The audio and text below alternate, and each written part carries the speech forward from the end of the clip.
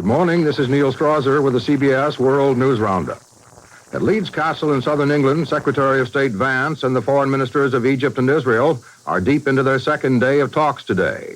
But it's still unclear whether they're making enough progress to set the stage for more talks in the near future. Marvin Kalb reports. There are bilateral meetings between Secretary Vance and Israel's Dayan and Egypt's Kamo, and there are also meetings among all three foreign ministers, as the Leeds Castle get-together runs out of time.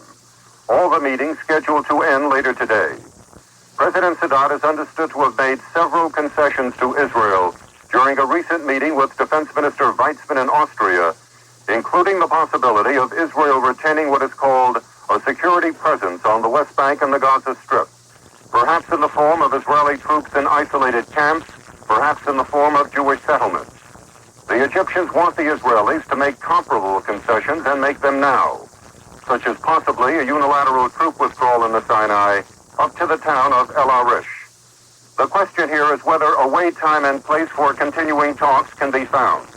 The Israelis eager to accept the idea, the Egyptians skeptical until they hear what Sadat calls positive responses to his ideas.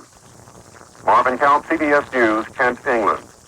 United Press International, in a dispatch from Tel Aviv, says that Israel is now considering the goodwill gesture of restoring Egyptian civilian administration to the occupied town of El Arish in the Sinai.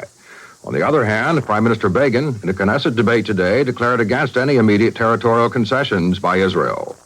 President Sadat of Egypt in Khartoum for the Organization of African Unity Summit said there is no need for further discussions with Israel unless some concessions are made. At first, the State Department was saying this country would move slowly in deciding whether to retaliate for the Soviet court action yesterday demanding retractions by two American